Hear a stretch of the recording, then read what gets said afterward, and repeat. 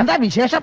അപ്പ അറിഞ്ഞില്ലേ? ഇപ്പോൾ കാസർഗോഡെയും മലപ്പുറത്തെയും വിജയിച്ചു വന്നവരുടെ പേര് നോക്കൂ എന്നാണ് ഒരു മന്ത്രി പറയുന്നത്. നിനക്ക് നഗരജീവിതമല്ല നരകജീവിതമേ വിധിച്ചിട്ടുള്ളൂ. നിന്റെ കാര്യം ഏറ്റവും കൂടുതൽ രാഷ്ട്രീയ സ്വാധീനമുള്ള കക്ഷി മത്സരിപ്പിക്കുന്ന സ്ഥാനാർത്ഥികൾ വിജയിക്കും. പക്ഷെ ഇവിടെ കാസർഗോഡ് മലപ്പുറത്തിന്റെ കാര്യത്തിൽ മാത്രം വിജയിക്കുന്നവരുടെ പേര് നോക്കൂ എന്നൊരു മന്ത്രി പറയുന്നതിന്റെ സൂചന എന്തായിരിക്കും? എന്താണ് അദ്ദേഹത്തിന്റെ മനസ്സിലിരിപ്പെന്നാണ് താങ്കൾ കരുതുന്നത്? കാണാൻ പോകുന്ന പൂരം കണ്ടറിഞ്ഞാ മതിയല്ലോ. ഇത് ഒരു അബദ്ധം പറ്റിയതല്ല, ഇത് CPM-ന്റെ നയമാണ് എന്നാണ് ഞാൻ വിചാരിക്കുന്നത്.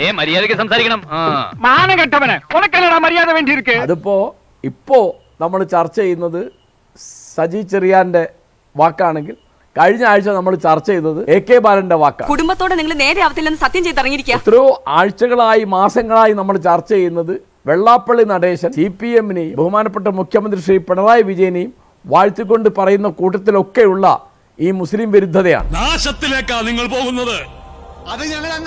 ഇത് പക്ഷേ ഇപ്പൊ തുടങ്ങിയതാണ് എന്ന് എനിക്ക് തീരെ തോന്നുന്നില്ല കേട്ടോ. ഞാൻ ഒന്ന് രണ്ട് പഴയ കാര്യങ്ങൾ ഓർമ്മിപ്പിക്കാം. അതെന്തിനാടാ? പുതിയ പാരയായിരിക്കും. ശൈലജ ടീച്ചർക്ക് വേണ്ടി ഉണ്ടായ ഒരു കാഫിർ പോസ്റ്റില്ലേ, അത് ആരുണ്ടാതൊക്കെയാണെന്ന് വ്യക്തല്ലേ? അങ്ങനെ പറയരുത് സാർ, അവരൊരു ആദർശത്തിന്റെ പേരിൽ. അതിനു മുൻപ് ഇലക്ഷനിൽ പറഞ്ഞിരുന്ന ഒരു മുദ്രാവാക്യം ഹസൻ അമീർ കുഞ്ഞാലിക്കുട്ടി എന്നാണ്. എന്റെ ഒരു പേഴ്സണാലിറ്റിയുടെ വിഷയമാണ്. കണ്ടിട്ട് ഇക്കാണുന്ന പേഴ്സണാലിറ്റി പോകുന്ന ലക്ഷണം. ഹസൻ എന്ന് പറഞ്ഞാൽ MM ഹസൻ കോൺഗ്രസ്, അമീർ എന്ന് പറഞ്ഞാൽ ജമാഅത്തെ ഇസ്ലാമി, കുഞ്ഞാലിക്കുട്ടി എന്ന് പറഞ്ഞാൽ മുസ്ലിം ലീഗ്. അപ്പൊ ഈ മൂന്നെണ്ണം എടുത്തു കാണിച്ചിട്ട് വരാൻ പോകുന്ന ഗവൺമെന്റ് ഇങ്ങനെയാണ്. കോമൺ സെൻസ് ഇല്ലാത്ത ചന്ത പെണ്ണുങ്ങളെ പോലെ നീ ഇത്രമാത്രം അതപ്പതിക്കുമെന്ന് ഞാൻ ഒരിക്കലും വിചാരിച്ചില്ല. നമുക്ക് എല്ലാവർക്കും അറിയുന്ന കാര്യം, ജമാഅത്തെ ഇസ്ലാമി കേരളത്തിൽ ഒരു ശക്തമായ രാഷ്ട്രീയ സാന്നിധ്യമല്ല. 1000-ഓളം പഞ്ചായത്തുകളിൽ ഒരു പഞ്ചായത്ത് പോലും അവർ ഭരിക്കുന്നില്ല.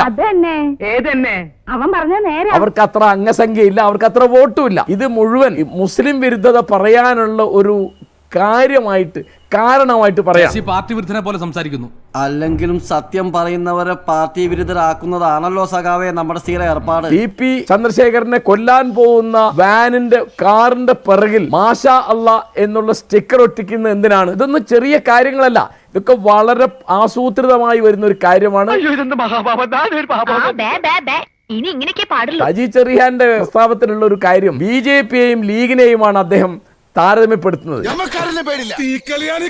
BJP എന്ന് പറയുന്ന ഹിന്ദുരാഷ്ട്രം സ്ഥാപിക്കാൻ വേണ്ടി നടക്കുന്ന ഒരു പാർട്ടിയാണ്. മുസ്ലിം ലീഗിന് ഒരു കാലത്തും അങ്ങനെ ഒരു 47-ന് ശേഷമുള്ള ലീഗിനെ പറ്റിയാണ് പറയുന്നത്, ഒരു രാഷ്ട്ര സ്ഥാപനം എന്നുള്ളൊരു സംഗതി ഇല്ല. SNDP NSS സൗഹൃദം, ഹിന്ദു ഏകീകരണം, നായാടി മുതൽ നസ്രാണി വരെ എന്ന് പറയുന്നു. പിന്നെ മുസ്ലിങ്ങളെയും ക്രിസ്ത്യാനികളെയും അധിക്ഷേപിച്ച് എത്രയെങ്കിലും സംസാരിച്ചു വെള്ളാപ്പള്ളി നടേശൻ. ഒരു വാക്കുകൊണ്ട് പോലും ബഹുമാനപ്പെട്ട മുഖ്യമന്ത്രി അതിനെതിരായിട്ട് ഒരു പ്രതികരണവും നടത്തിയിട്ടില്ല. അപ്പൊ അത് മുഴുവൻ അവര് അംഗീകരിക്കുന്നതാണെന്നാണ് അതിന്റെ അർത്ഥം. നിന്നെ ഇതിനൊന്നും കൊള്ളുകയില്ലെന്ന് നീ വീണ്ടും വീണ്ടും തെളിയിച്ചിരിക്കുകയാണ് എന്റെ വിജയം. കാന്തപുരത്തിന്റെ വേദിയിലുള്ള പാലമാണ് വെള്ളാപ്പള്ളിയെ പരോക്ഷമായി സൂചിപ്പിച്ച് മുഖ്യമന്ത്രി പിണറായി വിജയനെതിരെ VD സതീശൻ നടത്തിയ പ്രസ്താവനയെ തള്ളിപ്പറയാണ് സജി. ശരിയായിട്ട് അടുപ്പിൽ ഊതാൻ അറിയോ നിനക്ക്? എന്താണ് അതിന്റെ യോഗ്യത? സജി ചെറിയാൻ പറയുന്നത് വർഗീയ ധ്രുവീകരണം ഉണ്ടാക്കാൻ ശ്രമിക്കുന്നത് VD സതീശനാണെന്നാണ്. അവിടെ വെള്ളാപ്പള്ളിയുടെ നാവായി മാറുന്നത് സജി ചെറിയാനാണ്. അത് ശരി. വലിയ തമാശ. ഇപ്പോ അനവധി കാലം CPM-ന്റെ നാവായിട്ട് നമ്മുടെ മുമ്പിൽ ഈ ചാനൽ ചർച്ചകളിലൊക്കെ വന്നിരുന്ന റെജി ലൂക്കോസ് വർഗീയമായി ചിന്തിക്കുന്നു CPM എന്ന് പറഞ്ഞാൽ അതിന് വിട്ടിട്ട് ചേർന്ന എവിടെയാ? BJP-യിലാണ്. BJP-യുടെ വോട്ട് ബാങ്ക് ശക്തിപ്പെടുത്തുന്ന പണിയാണ് ഇപ്പോൾ എല്ലാവരും ചേർന്നെടുക്കുന്നത്. അങ്ങനെയാണ് CPM-ന് അധികാരത്തിൽ വരാൻ സാധിക്കുക എന്നാണ് അവർ വിചാരിക്കുന്നത്. ഇപ്പോൾ ആലോചിച്ച് നോക്കൂ, ആഗോള അയ്യപ്പ സംഘം സംഘടിപ്പിച്ചത് എന്തിനാണ്? അവിടെ അവർ വായിച്ച ഒരു സന്ദേശം ആരുടേതാണ്? UP മുഖ്യമന്ത്രി യോഗി ആദിത്യനാഥിൻ്റെതാണ്. അദ്ദേഹത്തിന്റെ സന്ദേശം ഒരു വിശുദ്ധ പത്രമായിട്ട് അവിടെ വായിച്ച് അവതരിപ്പിക്കുന്നു. നാണക്കേടായി പോയി. നിങ്ങൾക്ക് മാത്രമല്ല എനിക്ക് നാണക്കേടാ. കഴിഞ്ഞ ലോക്സഭാ ഇലക്ഷനിൽ 3ാം ഘട്ടത്തിൽ കേരളത്തിന് പുറത്ത് എവിടെയെങ്കിലും പോയിട്ട് നരേന്ദ്രമോദിക്കെതിരായിട്ട് ഒരു വാക്ക് പറയേണ്ടി വരും എന്നുള്ള സാഹചര്യം ഒഴിവാക്കാൻ വേണ്ടിയല്ലേ ഇന്ത്യയിലെ ഒരേ ഒരു കമ്മ്യൂണിസ്റ്റ് മുഖ്യമന്ത്രി കുടുംബസമേതം സിംഗപ്പൂരിലേക്ക് ഉല്ലാസയാത്ര പോയത്? എല്ലാം ശരിയല്ലടോ? അതെ അതെ ശരിയാണ്. ഞാൻ മനസ്സിലാക്കുന്ന ഒരു കാര്യം, കഴിഞ്ഞ 10 കൊല്ലം കൊണ്ട് മതപൗരോഹിത്യത്തെ ശക്തിപ്പെടുത്തുന്ന ഒരു പണി എല്ലാ വിഭാഗങ്ങളിലും നമ്മുടെ മുഖ്യമന്ത്രി ശ്രീ പിണറായി വിജയൻ എടുത്തിട്ടുണ്ട്. ഇപ്പൊ ഞാൻ വേറെ ഒരു ഉദാഹരണം പറയാം. ഈ പാടിന്റെ പുറകിൽ ഒരുപാട് കഥകളുണ്ടല്ലേ ഈശോ മറിയ ഔസേപ്പേട്ട. നാർക്കോട്ടിക് ജിഹാദ്, ലവ് ജിഹാദ് എന്നൊക്കെ പറഞ്ഞിട്ട് പാലാ ബിഷപ്പ് വളരെ അപകടം പിടിച്ചൊരു പ്രസ്താവന പുറപ്പെടുവിച്ചു. വലിയ ബഹളമായി. 15ാമത്തെ ദിവസമാണ് അതിനെപ്പറ്റി പിണറായി ഒരു പ്രതികരണം നടത്തിയത്. ഔചിത്യം എന്നൊരു സാധനമുണ്ട്. ഒരു മനുഷ്യനെ കുറച്ചൊക്കെ ഔചിത്യം. അദ്ദേഹം ആഭ്യന്തര വകുപ്പിന്റെ ചുമതലയുള്ള മുഖ്യമന്ത്രിയാണ്. അപ്പോൾ ഇവിടുത്തെ ഈ തരത്തിൽ ഒരു ക്രിസ്ത്യൻ മുസ്ലിം വിഭജനം ഉണ്ടാവുക, അതുണ്ടാക്കാൻ വേണ്ടിയാണ് വെള്ളാപ്പള്ളി വർത്തമാനം പറയുന്നത് മുഴുവൻ. അദ്ദേഹം പറയാണല്ലോ ക്രിസ്ത്യാനികൾ മുസ്ലിങ്ങളെ പേടിച്ചാ ജീവിക്കുന്നത്. ആരുടെയെങ്കിലും ഒക്കെ പുറത്ത് കുതിര കയറാൻ തുടങ്ങുന്ന അസുഖം ഉണ്ടല്ലോ, അത് നിങ്ങൾക്ക് ഈയിടെ വളരെ കൂടുതൽ. അതിന് മറുപടി വരേണ്ടത് മറ്റേ മുസ്ലിം ലീഗ് അല്ല, അതിന് മറുപടി വരേണ്ടത് സംസ്ഥാന മുഖ്യമന്ത്രിയാണ്. അദ്ദേഹമാണ് ആഭ്യന്തര വകുപ്പ് കൈകാര്യം ചെയ്യുന്നത്. ഇവിടെ അങ്ങനെയുണ്ടോ? അടികളുടെ മുഖത്ത് ഞങ്ങൾ ഇനി എങ്ങനെ നോക്കും? തത്വം പഠിപ്പിച്ചാൽ മാത്രം പോരാ, പ്രവൃത്തിയിൽ മലപ്പുറത്ത് ഈഴവർക്ക് ജീവിക്കാൻ നിവൃത്തിയില്ല എന്ന് പറഞ്ഞാൽ അതിനും മറുപടി വരേണ്ടത് മുഖ്യമന്ത്രിയാണ്. ഞാൻ ഒരുപാട് തവണ തന്നോട് പറഞ്ഞിട്ടുണ്ട് ഇവിടെ ഇങ്ങനെയുള്ള ചുറ്റിക്കളിയൊന്നും ഉണ്ടാക്കരുതെന്ന്. ഇപ്പൊ എന്തായി? ഞാനും ആപ്പിലായി. അദ്ദേഹം മിണ്ടാതിരിക്കുന്നു. എങ്ങനെ മിണ്ടാതിരിക്കുന്നു? ആഗോള അയ്യപ്പ സംഗമത്തിൽ വെച്ച് വെള്ളാപ്പള്ളി നടേശൻ മുഖ്യമന്ത്രി പിണറായി വിജയനെ ഭക്തൻ എന്ന് വിശേഷിപ്പിക്കുമ്പോൾ അദ്ദേഹം മൗനം കൊണ്ടത് അനുവദിക്കുന്നു. 2006 മത്തായി ചാക്കോ മരിച്ചപ്പോൾ അദ്ദേഹം അന്ത്യകൂദാശ സ്വീകരിച്ചാണ് മരിച്ചത് എന്ന് പറഞ്ഞ താമരശ്ശേരി ബിഷപ്പിനെ പച്ചക്കള്ളം പറഞ്ഞവൻ എന്നും നികൃഷ്ടജീവി എന്നും വിളിച്ച ആളാണ് പിണറായി വിജയൻ. അന്ന് അദ്ദേഹം പാർട്ടിയുടെ സംസ്ഥാന സെക്രട്ടറിയാണ്. മറന്നിട്ടൊന്നുമില്ല.